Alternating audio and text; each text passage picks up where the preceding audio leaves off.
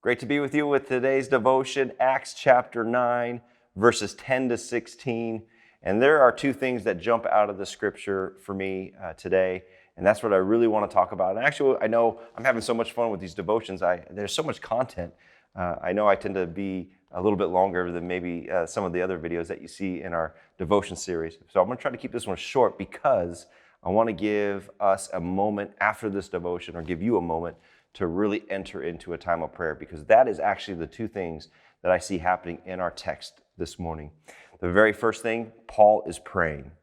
But before we get to Paul praying, there is a guy in our scriptures. It's verse 10. It says, "Now there was a disciple at Damascus named Ananias, and the Lord said to him in a vision, Ananias." Now, Ananias is not asleep and dreaming. This is an actual vision. So how do visions tend to take place as we see in the scriptures? Or what are some other men or characters in the Bible that had visions? What were they doing as these visions took place? Were they just going about their average day and then the Lord just showed up and gave them a vision? Or were they in the heart or a posture of something? That's what I want to challenge us today.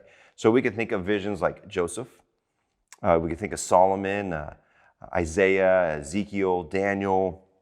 In the New Testament, we have Peter that we just saw not that long ago. We have Paul, John.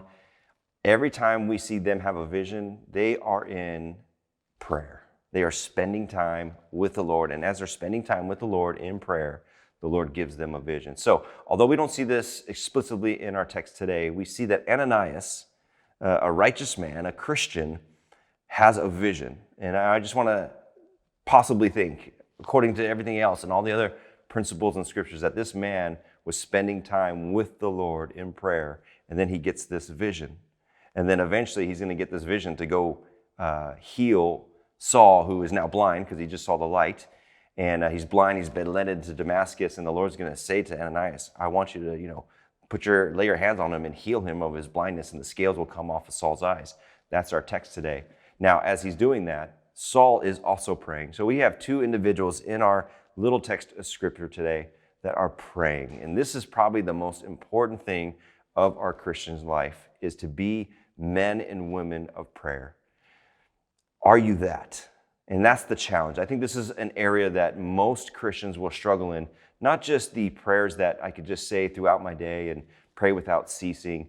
It's those moments to take and carve out a dedicated time to actually spend time with the Lord in prayer, sharing our heart, reading scriptures, singing music, and that just be a time of communion with the Lord. So you're watching this devotion, you're getting a lot of information and a lot of these devos, but for today, let's just stop there and use the remainder of the time, whatever you might have, to just go into a time and prayer with the Lord and speak forth your heart and just share everything that you want to share this morning to Him.